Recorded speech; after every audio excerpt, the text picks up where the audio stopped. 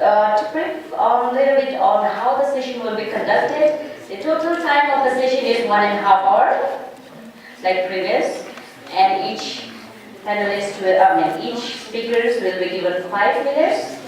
And before we continue, I would like to thank the panelists in the panelists of the panel discussion for keeping time in mind, and I would like to continue receiving the same support from the speakers henceforth. So thank you so much. Yes, sir, you have the floor. Thank you, Karma, and good afternoon to all the eminent speakers, participants, and the guests here. I feel honored and privileged to chair this particular session. As shared by Karma, the session is developing holistic perspective with respect to universal human value in higher education. And as you all are aware, as the previous speakers as well as the keynote speakers had addressed, we do feel concerned, and there is an urgent requirement for developing holistic perspective for universal human value education. To this, there are efforts being made, especially in Bhutan, by various universities, especially in Bhutan, the Medical University and Royal University of Bhutan, and in India, again, by the universities, organizations. Again, these are the initiatives being taken.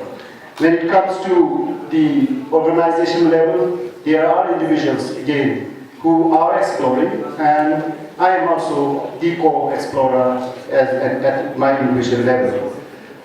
When it comes to the impact, as we have witnessed, there are individuals who have explored, shared their concerns, and there have been concerns shown at the greater level, including the health. That way, I think this particular conference has brought in an idea where we are saying education for holistic human health. When it comes to the health as the holistic perspective, I think all of us will agree the need to develop holistic perspective in the health, as it was shared by the panel members in our session. If you look into the health areas, be it doctors and paramedics, personal perspective and motivation, if you look into those as an attribute, you will find they are basically individualistic in the current scenario in most of the cases, and focus more on earning more money is one of the sharing again brought out by the earlier panelists. Now, if you look into some of the urgent need in the today's context, be it doctors and the paramedics, what we are finding is there is an urgent need to develop personals at the holistic level, and the indicators are also prompted showing us lack of motivations at the individual level. Now, if you're looking into the behavior, what we will find is, what we get to complain most of the time is, from the caregivers, there are issues regarding the lack of the behavioral skills within the caregivers. So in that context, what we feel is right understanding leading to right feelings for the right behavior is essential from the health perspective. So with this, what we feel the current scenario should be is, though the efforts and the organizations are putting their efforts, there are much things to be learned from the ones who have implemented this in one way or the other, to showcase whatever they have done to develop a holistic perspective. What I would like to request is, there are again participants who would like to participate, the speakers from India as well as from Bhutan, taking us through their implementation program. And as saying goes, hearing, seeing and believing is one thing, where all the speakers who are here and would be sharing what they have implemented at their organizations. To do this, may I take this opportunity to invite Mr. Chencho from Yedu College of Business Studies to present disciplinary committee as a disciplinary committee or as a case study in the Yedu College of Business Studies. Next, we do have Ms. Tashilamo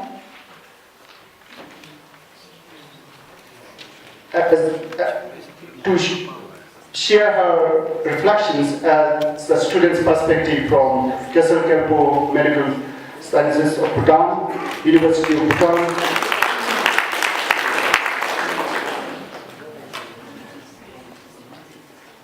Next, we have Dr. Sonam Jelso,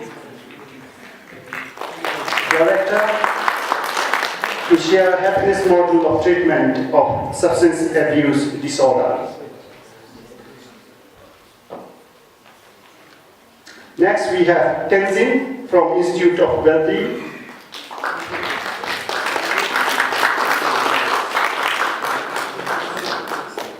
To share the case study on recovering to recover. Next, we do have Adresh to share impact of human values in medical university. No? So it's not here. Then finally we do have Ms. Purpalamo and Ms. Sammo to share personal development as a case study.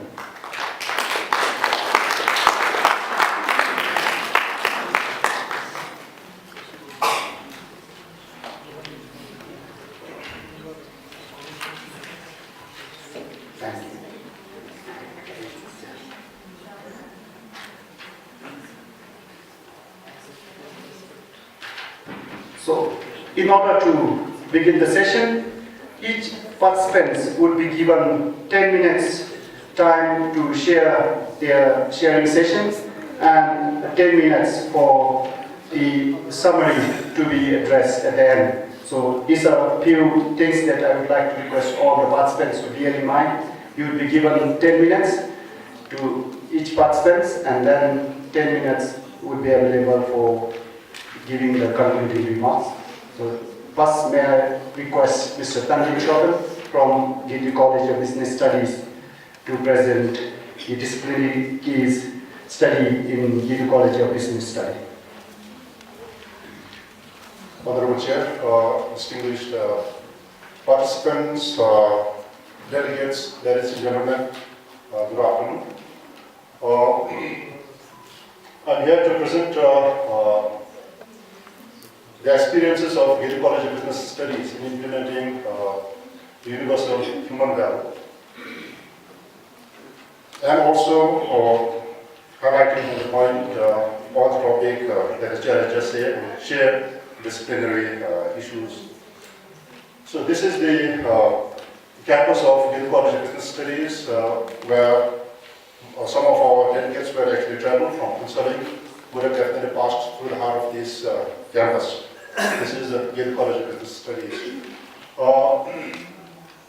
For the benefit of the international delegates and participants here, just to briefly introduce where the Yedu College is actually located. So, college is located in the southwestern part of the country in subtropical zone.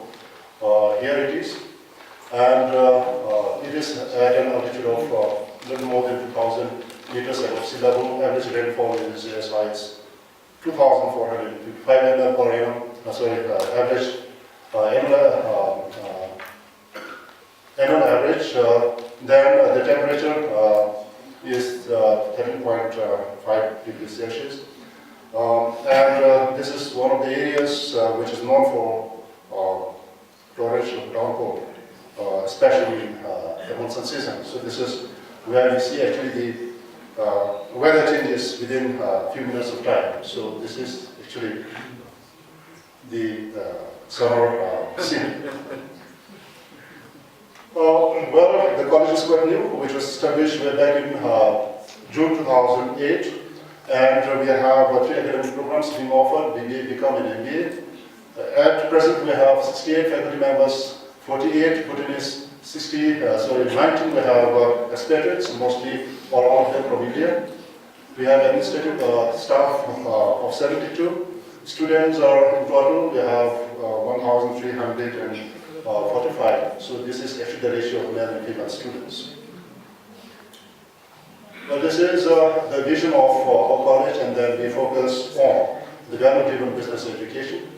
We also want our learners to be more competent, compassionate, and loyal citizens. Our key aspirations are GNH values and principles. We also focus on KSA, knowledge, skills, and attitude development. We want to develop socially responsible entrepreneurs. We also promote interaction, industry institute interaction, and then after all, lifelong learning experiences for the people. Well, the Universal Human Value Education at Yale College of Business Studies began way back in 2012, where in that particular year, in the autumn season, August, we introduced Universal Human Value model as non-credited but compulsory model for all the years of the students, for all the sections of the students, or for all the classes. So that continued, and then in the subsequent years, we have so many activities where actually Ganeshji and then Rajuji led the team and then organized so many workshops. But I just mentioned here only the few selected ones. 2014, we had GNH and VHP workshop for 8 days. In 2015, we had 4 international conference. 16, we had again VHP level 1 workshop, and the training of teachers for Universal Human Value was also being conducted by Sri Ganeshji. Then 2017, in the beginning of 2017, we also had Universal Human Value level 2 workshop being conducted. So these are some of the highlights. But in addition to this, we also had a series of other workshops resourced by Ganeshji and then Rajuji. Now, as and when we embark on the journey of Universal Human Value at Yale College of Business Studies, we focus on 3 areas. One is education. So, as a part of UHP, or Universal Human Value Education, we offer 5 days of workshop for all the new students. Then for some time we had semester-long session, UHP being taught for the whole semester. Then we also have Universal Human Value Cell, whereby we have students as the members, ranging from 70 to 100 plus students. And this is being still continued. So these are the part of Universal Human Value Education that we conduct in the college. Then we had almost all the faculty members who had actually attended Universal Human Value workshop at Kanpur as well as at Hyderabad. And they have also attended the workshop at Yale College of Business Studies. This was by again Sri Ganeshji, Rajuji and the team. Another focus is we would like to take Universal Human Value beyond the campus of Yale College of Business Studies. For that matter, some of our faculty members who were actually spearheading the Universal Human Value Education had conducted workshop beyond the campus of Yale College of Business Studies. Some of them had gone as far as Mongol, some went to Ziram, and then we have also conducted the workshop at Palo and also the nearby high schools. So beyond the educational institutions, we have also conducted workshop for the youth rehabilitation centers, which is also being resourced by some of our former faculty members, who is also present now here at ICHVHE. Well, to share some of the experiences of how Universal Human Value was actually being initiated, In the first place, we had a lot of excitement. Way back in 2012, when our former president of the college went to Hyderabad to attend the University of Mangalore, he was so much excited to implement because he felt that it was making a lot of sense. And it was a very interesting period, I would say.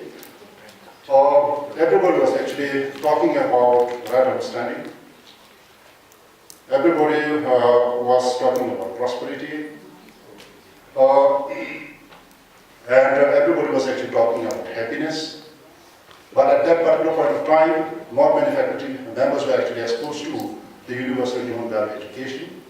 None of the students were exposed to. We had actually heard a lot from our former president and then two faculty members who actually attended. And everywhere they were talking about this. It had also become the agenda of the meeting. There was also the topics for discussion over dining table. So within a short span of time, we sensed that human value was actually, universal human value was actually prevailing in the whole campus. But nevertheless, since the core recipient of this knowledge, the students and the faculty members were actually not really exposed to, there was actually so much of excitement and at the same time also difficulty in understanding some of the concepts. What is actually right understanding? We were questioning ourselves about the right understanding, which is right to you may not necessarily be right to me. So therefore, how do we actually define right understanding? In the morning I was happy, in the evening I was not really happy. So how do you actually define happiness? So mean to say that it was actually initially the UHV came into the campus of the College of Business Studies with so much of excitement. And also, I'd say it has created so much of commotion. But within a very short span of time, a large number of faculty members actually attended University of Human Value workshop, both in Hyderabad and as well as Kanpur.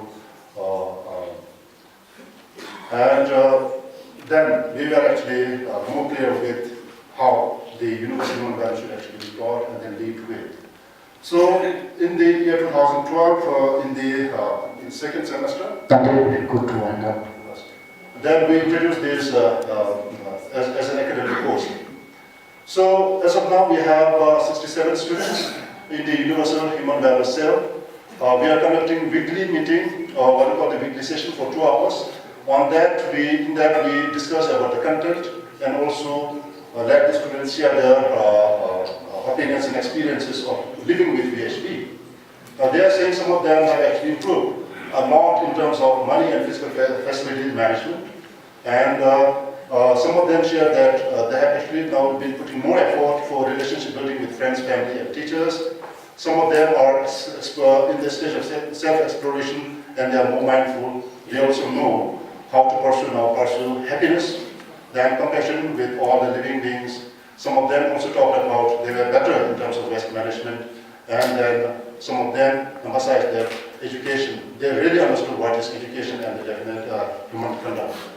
So this is what our students actually share, and these are the activities carried out by students at one point of time. Natural farming, but given the conditions, weather conditions down there, we could not really actually do well. So now we are working towards having the greenhouses, and we will continue hosting workshops and then other conferences, and then also conduct research, and then this is how we will ensure the continuity of University of Mangalore at the College of Business Studies. Thank you. Thank you, Tandin, for sharing with us the journey of Hidupur College of Business Studies undertaking universal human value education, its experiences, challenges that they have faced. Thank you once again. Next, we do have Ms. Tashilam from Gasargarbo University of Medical Sciences of Bhutan, sharing students' perspective of universal human value. Osampo, and good evening to you all. I am Tashilam from Peru, third year clinical counseling student. from Faculty of Nursing and Public Health at the KGOMS. Today I will be sharing about my experiences on how UHP helped me. For me, I came to know about universal human values for the first time when I joined our college in 2015. That also, our college is giving 1 week UHP training for the newcomers. During that time, I was not really able to get the idea out of it. But 2 years later, I got an opportunity to attend the 1 week first level Universal Human Value Workshop that is held in YTF by Shri Ganeshji and Shri Rajiji. That was the time where I could grasp the concept of UHP. I won't say that it brought a drastic change in me, but certainly there are small things that I could identify in myself. So now, to move on with my views on UHP before attending UHP, when I first heard about universal human values, I thought that it was a value education type. Because at first what I thought was it has the term value added to it, so I thought that it may be related to some value education type where we used to learn in our lower classes. So as it is related to value, I thought that it would be a hard thing to understand and also it would be very sophisticated, and that's why I thought that the level of UHP would be high for me. Another thought that struck me was that UHP was somewhat related to philosophy, and also I thought that it was a Western idea, so it would be hard for us to adapt to. Next, to move on with feelings during the course of the workshop, as we went on the sessions, many questions started popping up in my head. The questions like, am I really me? Am I selfish? Do I really know who I am? And am I being judgmental? These questions that arose, these are the questions that arose, and that really struck when we went into the sessions, like when we are exploring about ourselves, as well as when we are getting into the topics like the trust and all the issues, and also the questions like, am I being judgmental, strike my mind when we are learning about the coexistence of ourselves, and when we got deeper into exploring ourselves.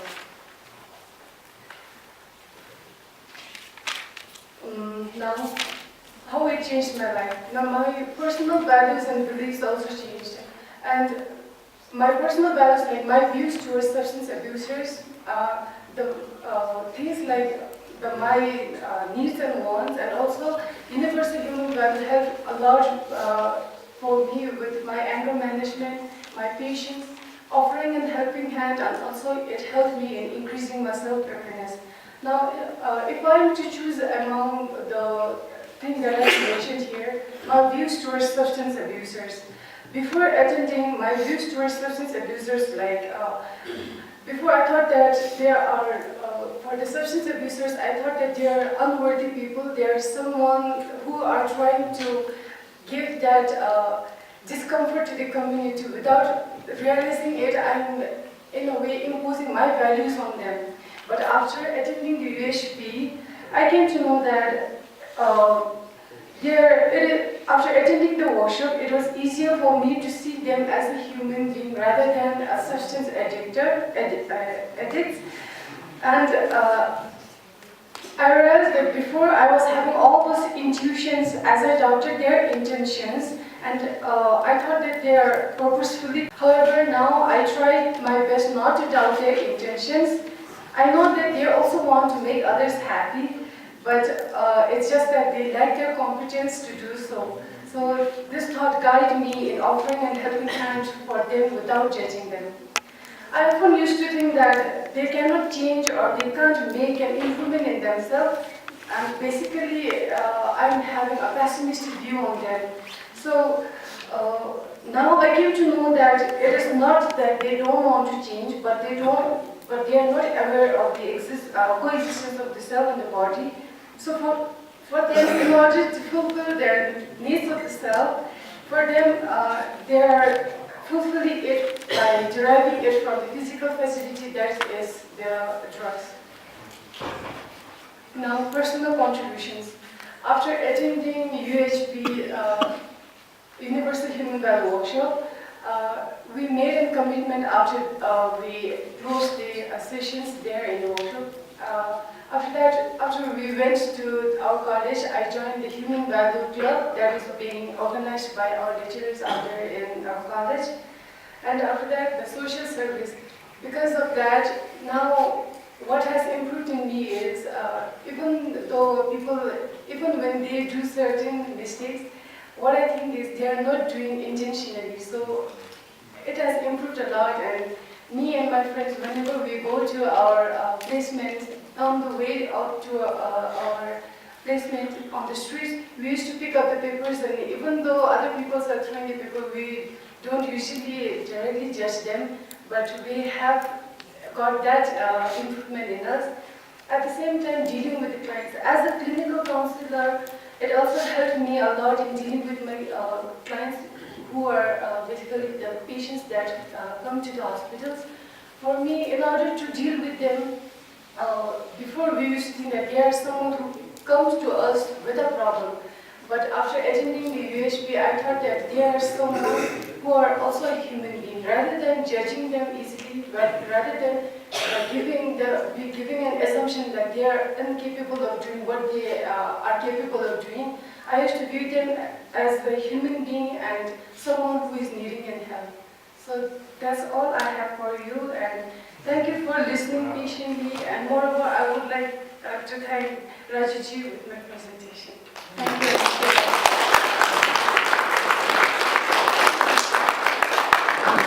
Thank you, Tashi, for sharing your valuable journey as an experiencer, co-explorer of universal human value.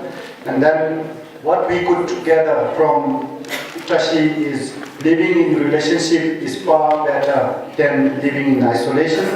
And after realizing the students has their own potentials to realize, and then it's what matters is giving them opportunity. Once given an opportunity, the realization comes in, and then as shown as an example, the immediate change that we could find in Tashi's life, and as well as her willingness to participate in a responsible way were some of the highlights that brought in by Tashi. Once again, thank you, Tashi. Next, we do have Dr. Sonam Chencho, Director, Institute of Wellbeing.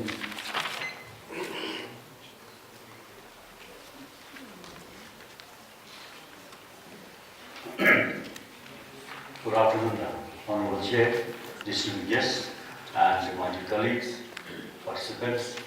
As Dr. Sonam Chencho, as per the paper of this conference, which I am not actually, but definitely aspiring to affix this title in a few years' time. Maybe in a few years' time, I will accept this title. I am Sonam Chencho, the Interim Director and the Drug Treatment Specialist in the Institute of Wellbeing. I'm going to give you information on our institute, and then I'll also be talking to you about the treatment model which we follow, and out of which the Universal Human Value is one core program. If I may continue, this is the view of the Institute of Wellbeing. The scene itself will instill well-being in you if you visit us.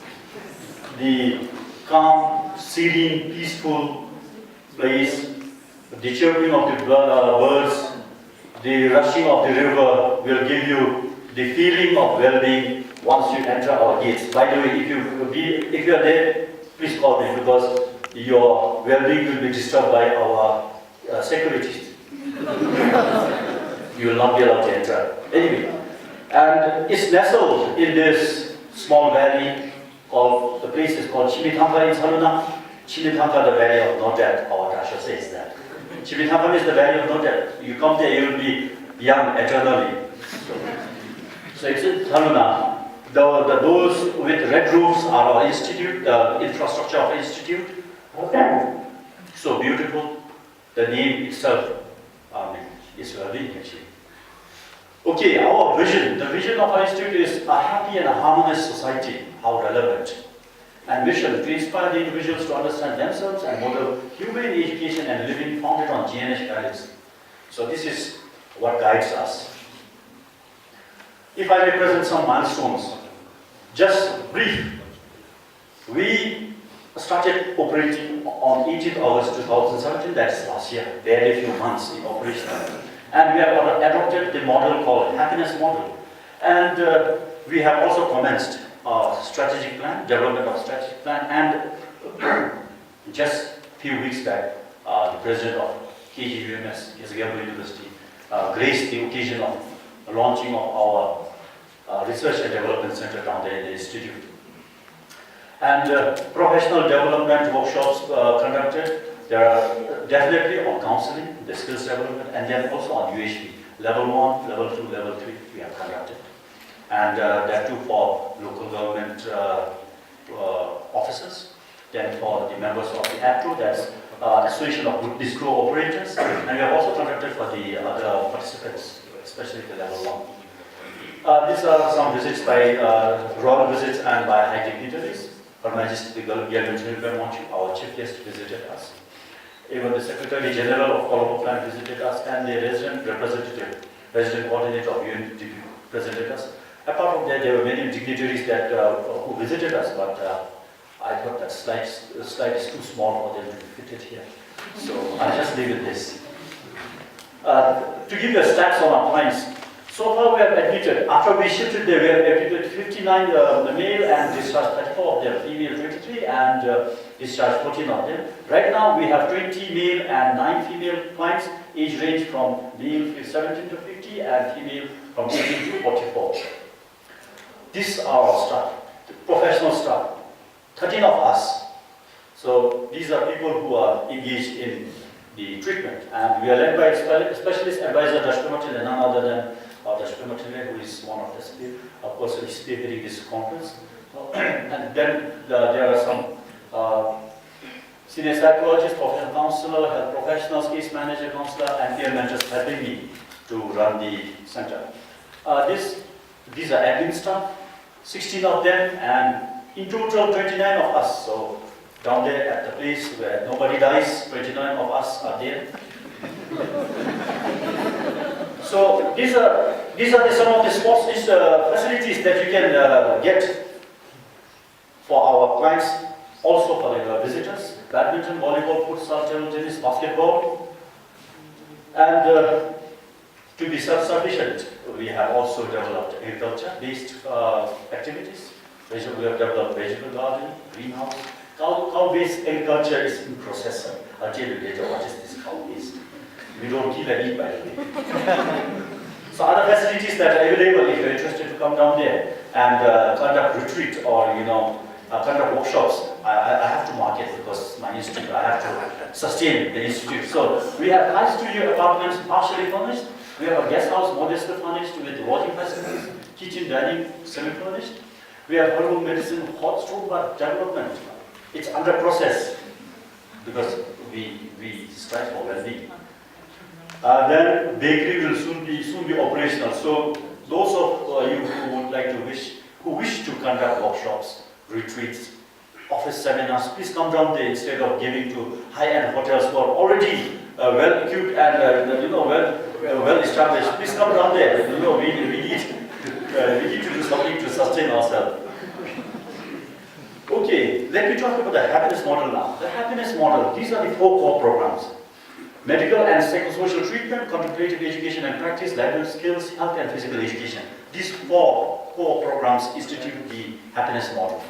Now, medical and psychosocial, yes, medical we do provide because we have 2 health professionals there, HA and a staff nurse. Why? Because after they are discharged from the detox center, we still need to give them continuing care from if they have withdrawal problems. Also other minor ailments which comes with addiction, obviously. So these are, the care is being provided down there, and then we have psychosocial treatment and therapy, which is the main treatment program, because this is what keeps them in recovery and what prevents relapse. People think medical treatment is the treatment. No, it's just one part of the treatment. In the continuum of care in the addiction field, from the outreach to aftercare, there are a lot of things that need to be provided.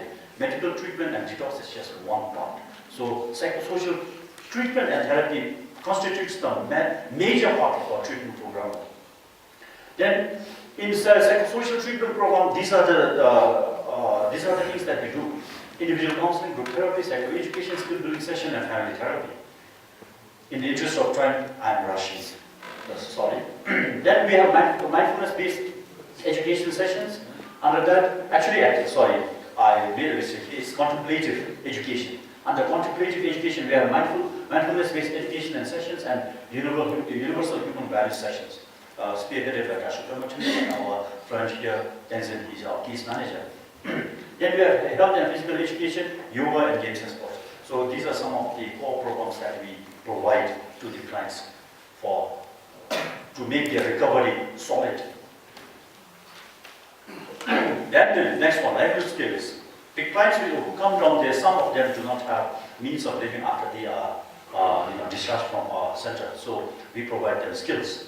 And these are some of the long list of livelihood skills that some are being provided and some we intend to right now. Because we are operational just for a few months, so we are in contact.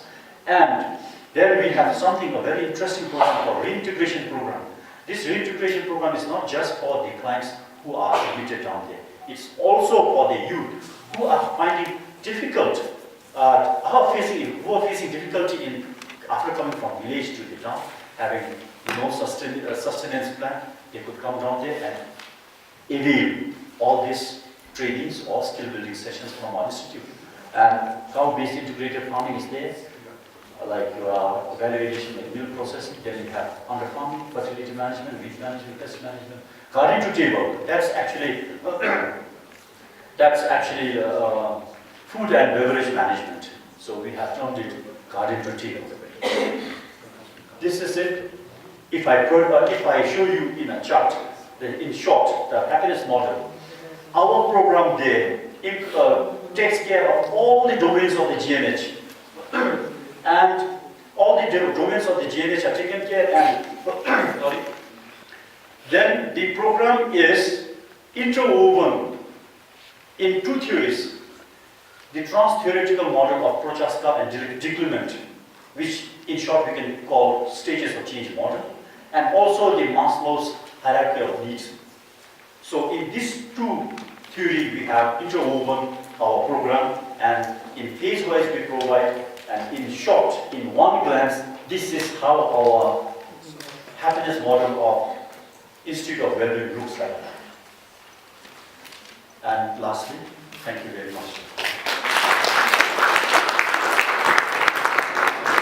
Thank you, Sonam. Though you said you are not a doctor, I think with the wonderful works that you are doing in the Institute of Wellbeing, we all, as the chair, I would like to give you a gift, Dr. Sonam Chencho, and thank you for your wonderful presentation. Now next we do have Mr. Tenzin from Institute of Wellbeing to give us the Institute's Wellbeing case study. Sonam, Tenzin, please. Good afternoon to everyone, and honorable chair and delegates and all participants. My name is Tenzin and I'm working as a case manager under Institute of Wellbeing. Actually, I was a drug abuser, so I used to be an addict, and today I would like to share some sort of my insight or my understanding after going through the ICHVHE journey so far. So when I look back at my life and how I became dependent on the substances, now I could see the clear picture that actually I was living in a gross misunderstanding. That first, the foremost, I didn't understand what is my basic aspiration, my purpose of life. Secondly, I thought that excitement or happiness or the kick that I get after abusing the drugs is my real happiness. And thirdly, what I felt was I had a wrong program to achieve my purpose of life. And because of that, I've been dependent on the substance. And the foremost thing about my addiction is I haven't understand the real happiness. And because of that, I have become dependent on substance. And the major reason, the risk factor I could see now from my addiction is why I have become dependent on this substance is basically I want to be happy, prosperous, and I want to be happy and prosperous continuously.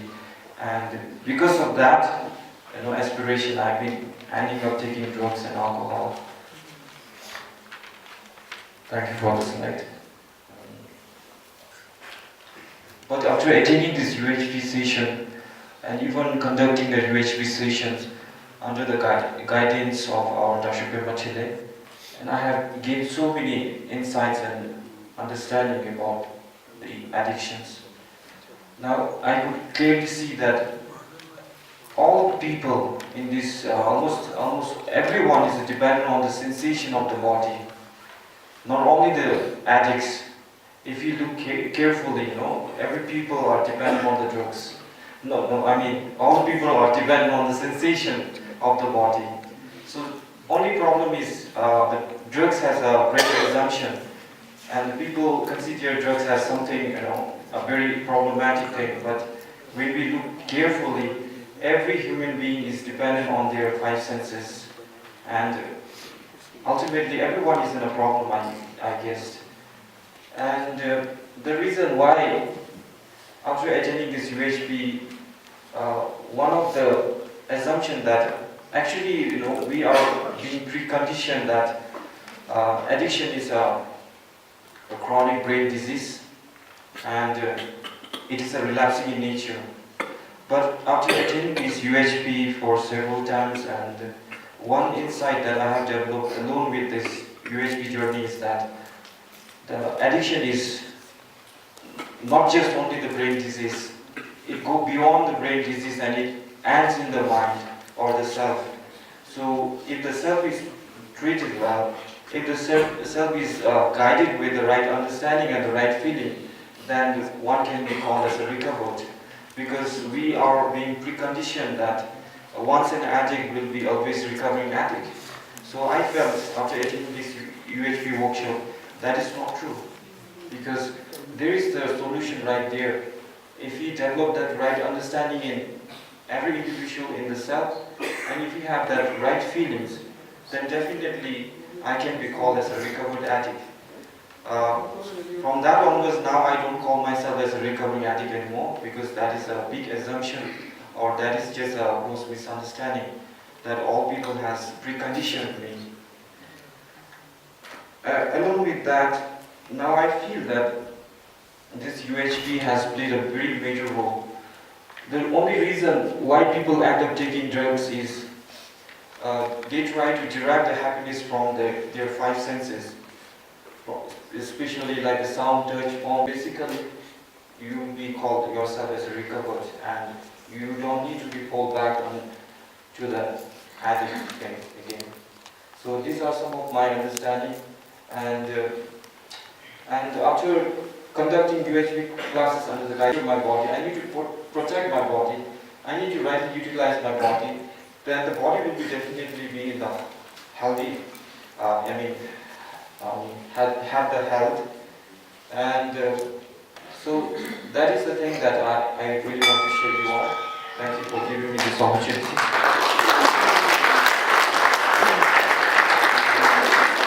Thank you, Mr. Tenzin, for sharing your personal journey and as well as realizing and helping others with the universal human value. Next, we do have Ms. Propalhamo to share a personal development case study.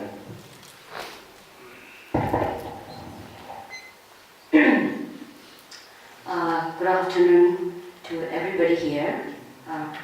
Honorable Chair, distinguished guests, delegates, ladies and gentlemen.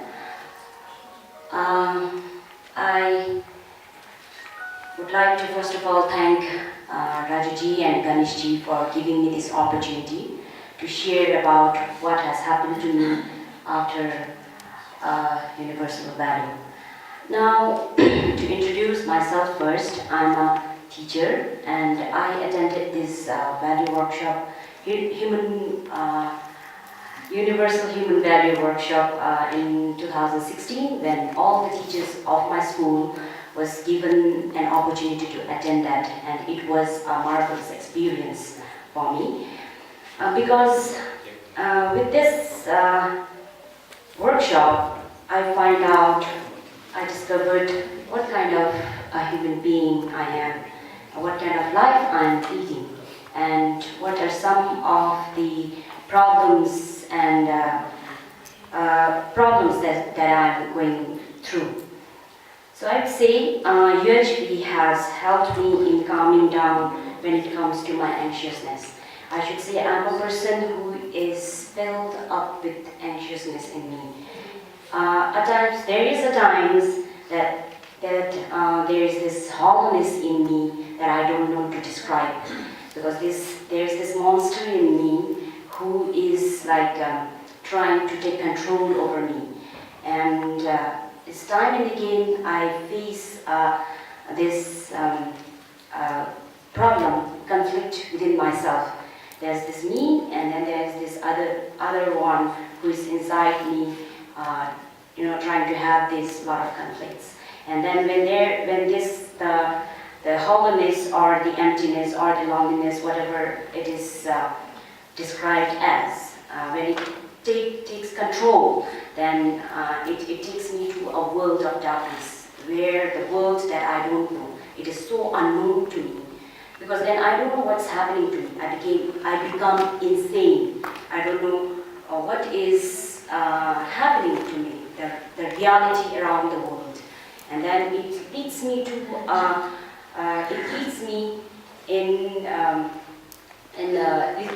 a world where I do a lot of things that I'm not supposed to do.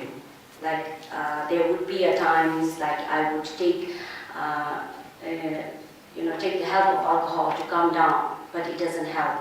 And to share you, I am a person who don't at all like alcohol. I don't enjoy drinking, but I did that because I wanted to get out of this hollowness or this monstrous things that is eating me alive.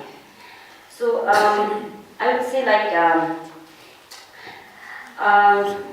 I would also want to share you an incident. One time, like I was in Haag during that time, and then I was there, and then suddenly there is this hollowness, there is this emptiness, there is this sadness creeping inside me, and then it evokes me like a lightning inside me, and then I change, then I become something different.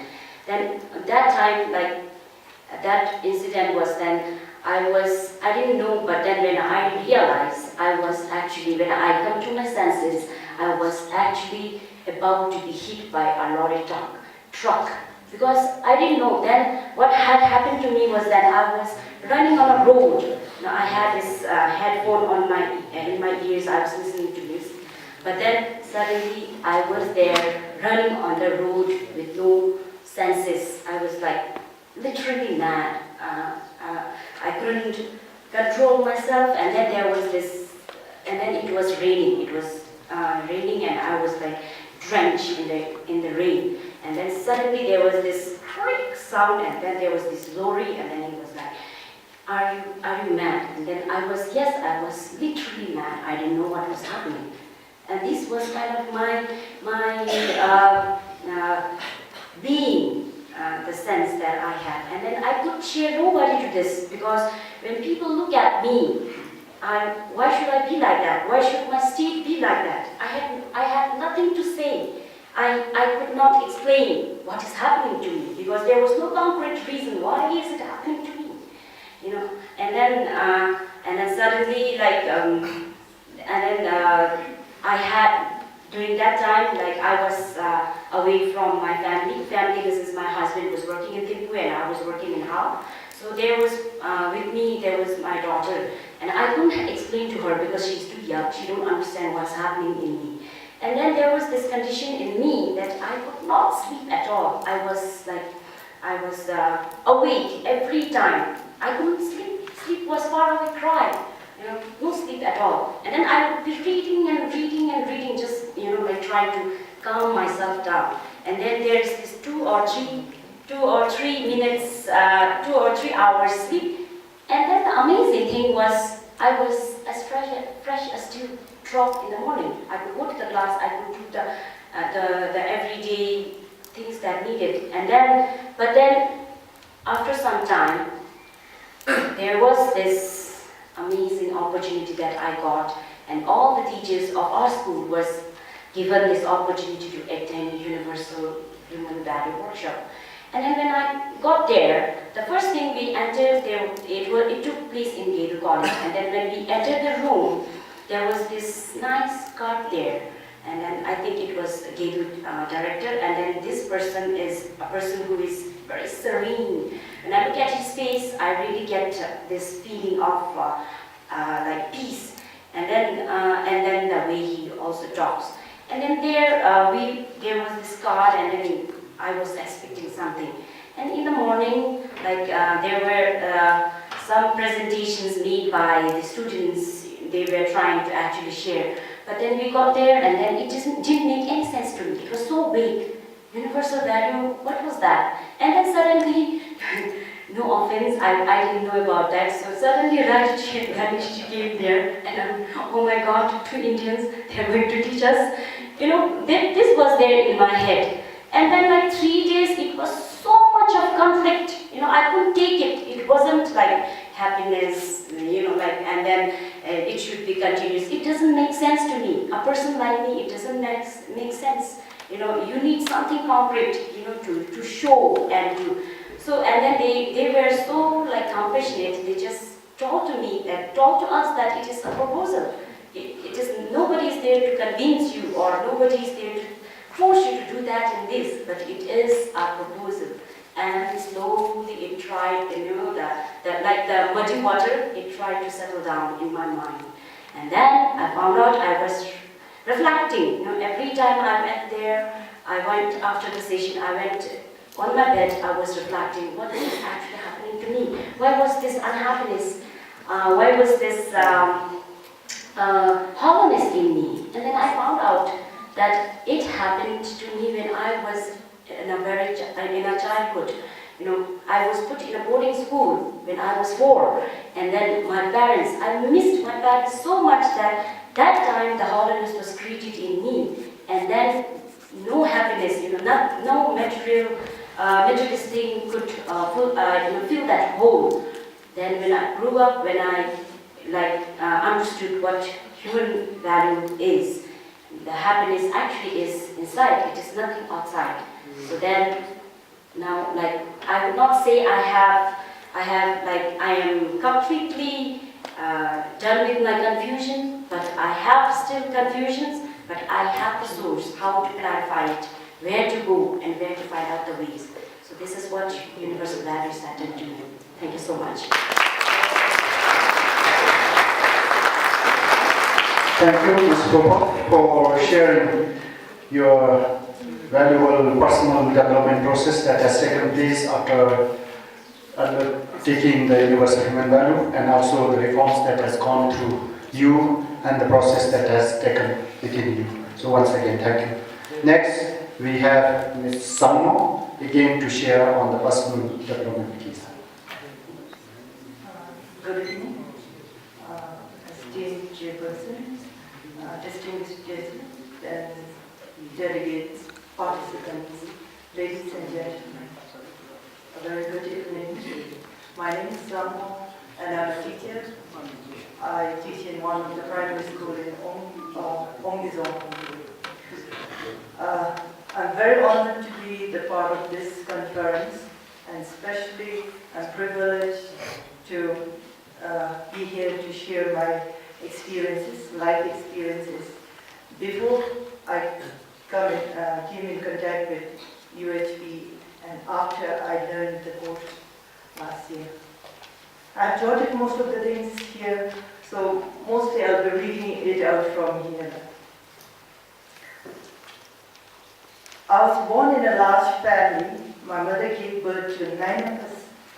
I am the fourth born and the first daughter born in the family. My parents treated me like a princess, and I was the most pampered one in the family, to be frank. I used to think that I am the luckiest and happiest one, but we never know that what lies at the bend of the road. The turn and twists in the road can put your life upside down. Leave you stranded on a crossroad, not knowing where to head. That's what exactly happened to me. Life had never been easy in my family ever since my father was diagnosed as a heart patient in the year 1991. The dark cloud overcast the large but peaceful family. The life had not been the same in my family ever since the unexpected misfortune overpowered the humble family.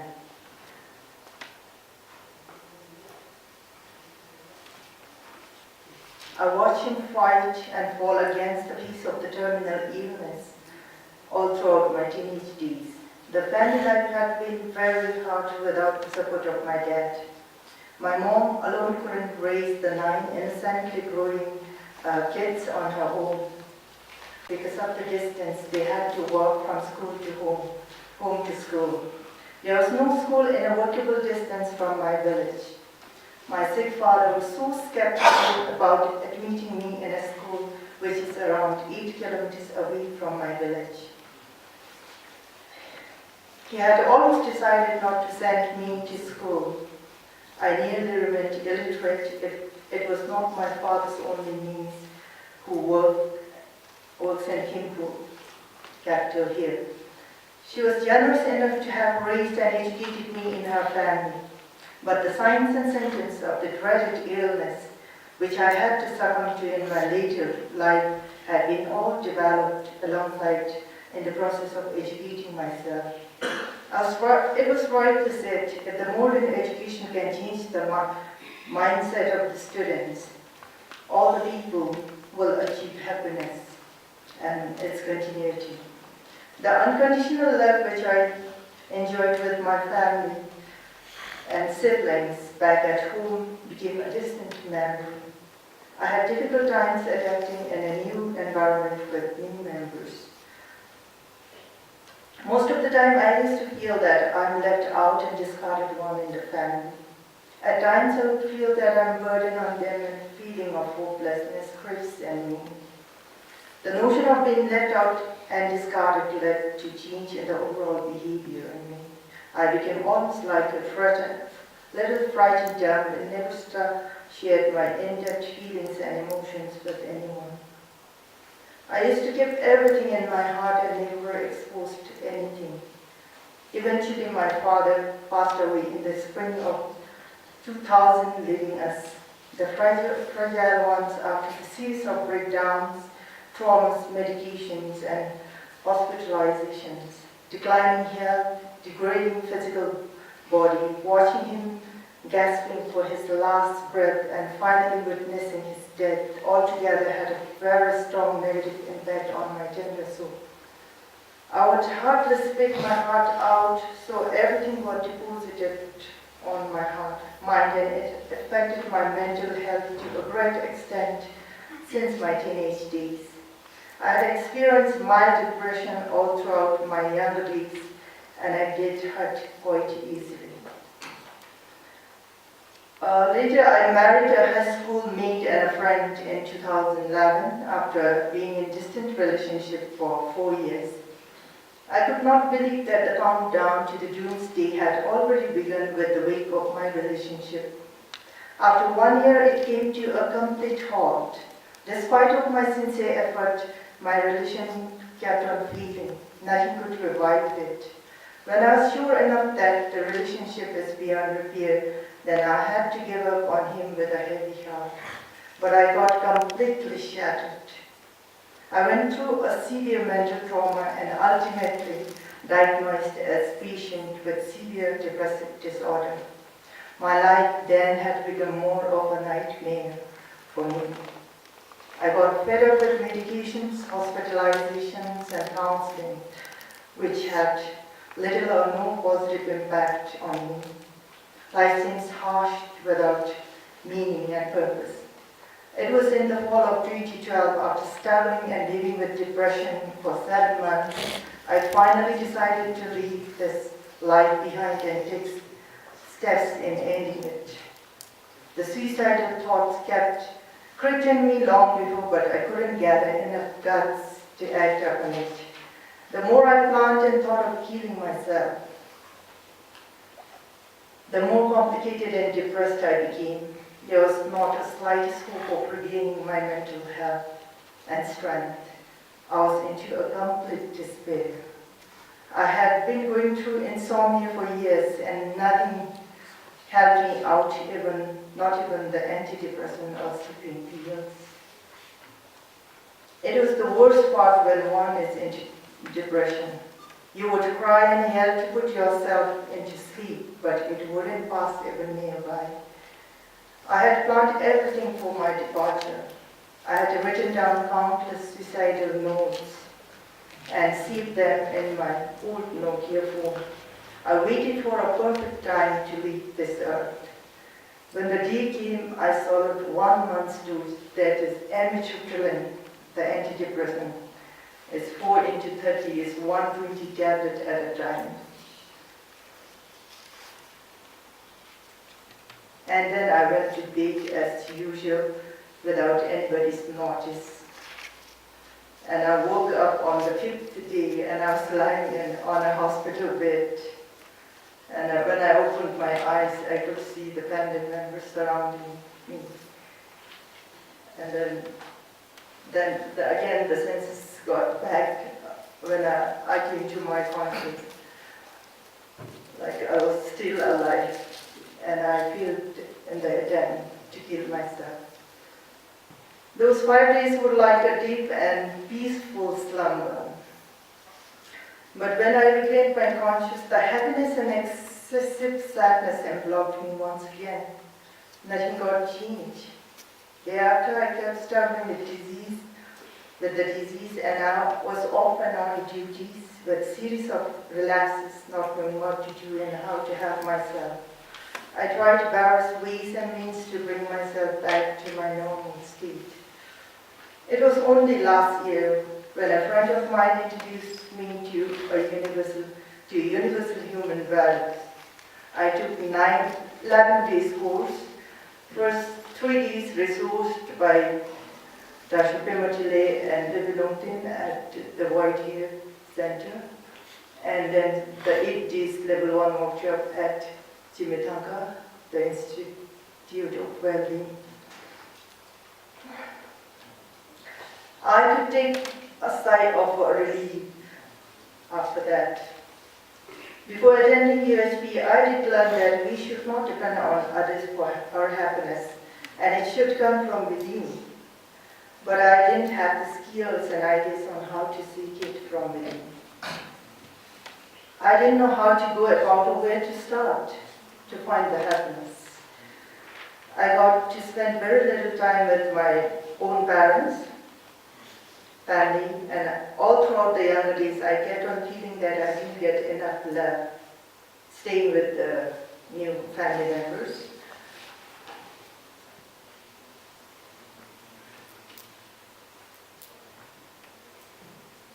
The expectation of little love and care continued all along my later childhood days, and I got married.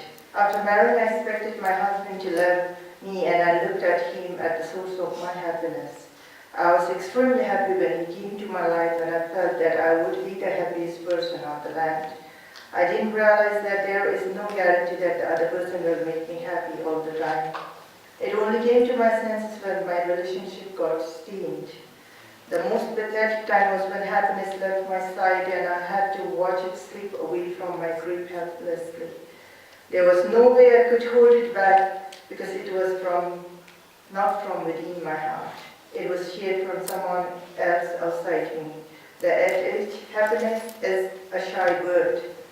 The more you try to catch hold of it, the more it will fly away. resonated in my ears. The more I tried to seek happiness from the outer sources, the more unhappier I became. USB unfolded in front of me like a lotus petal, exhibiting its natural essence and value-embedded concepts. It was lighted candle in the darkest room and God's miracle for a deluded soul like me. USB is not simply a concept or a proposal, but it's a life-sustaining ventilator in my case. It was only after attending the courses on USB I was able to grasp the true meaning of my existence, and for the very first time I felt very happy and at ease. I started seeking happiness within with the help of the concept unfolded to us. Now I know where exactly to look for happiness. It's nowhere else than it's looking within oneself by self-exploration, reflection and evaluation. The notion that others will make me happy and they want to hurt me intentionally seems fading away from my system. After the failed relationship, I gave up socializing with people around because of the false notion that no one is to be trusted. Now I have changed and I started mingling with people, and my relationship on all 4 levels of existence seems improving. Now happiness for me is looking within and discovering a new self in me. USB created an opportunity to revisit my life once more and explore myself in a deeper sense. The more I try to learn and explore myself, the more I'm growing intimate with myself and my life, and now started leading a normal life without much resentment. I shall remain greatly indebted to Vaidya, Dashapema Chile, then Sri Ganeshji and Rajuji for revealing these profound values at the right time. Thank you so much.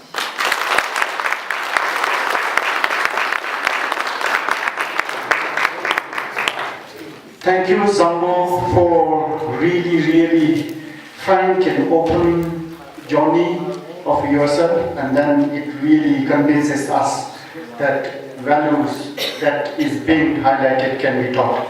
So once again, on this particular moment, I would like to thank all the presenters here for your wonderful presentation.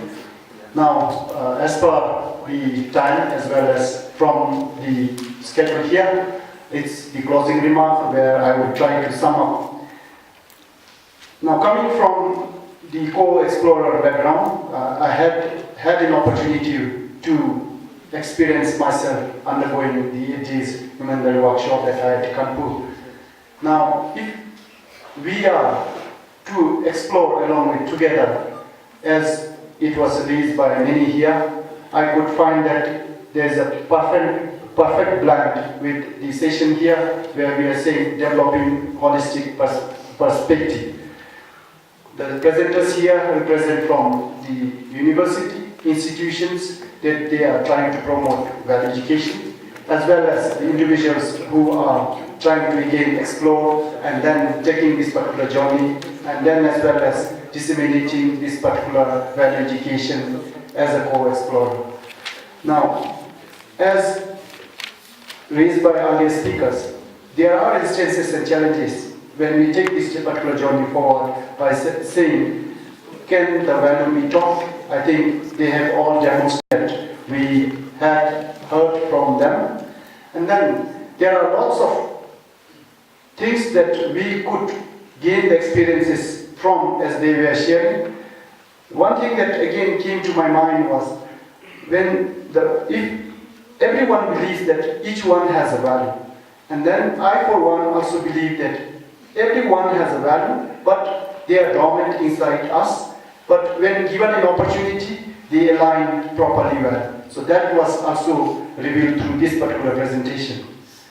Now, as the earlier presenters again presented, I think we require role models was one of the highlights that was being again highlighted. I think as a presenter here, we could find that the person like Tenzin and others who are once upon a time having a tough journey, are acting as a role model here.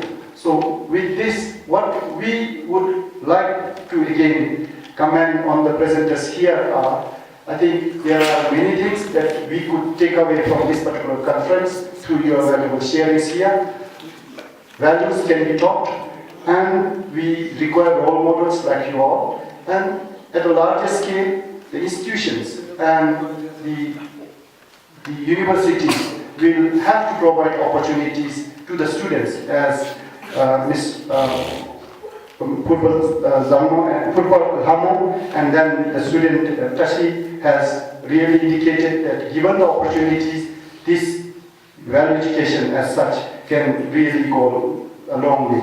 And as it is effective, where teachers are prepared and students started self-exploring, opportunities being provided, at the end, I think what we could learn from such sharing is education, the theme as the 7th International Human Value Education goes, education for holistic human health could be achieved only by right understanding of universal human value, was what is being portrayed by the presenters here. Once again, I would like to thank the presenters for sharing your valuable information as well as your experiences and journeys that you had undertaken, be it at your personal level, be it at an institute, and be it as a university and colleges. And would like to thank again the eminent speakers as well as the delegates here for bearing the time as late afternoon, and would like to thank on behalf of the organizers your patience listening. Thank you.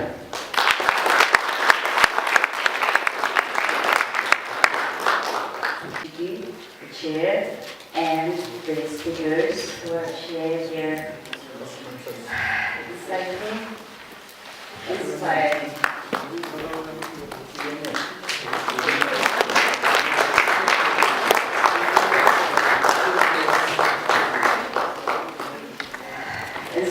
and overwhelming emotional journey of their exploration towards understanding themselves, to live in harmony with themselves, and also to live in harmony with society and in the environment, and embracing the human values for our existence in coexistence. With this, we come to the end of this first day of the 7th International Conference on Human Values. So we will see you all tomorrow morning at 9 a.m. or 7 a.m.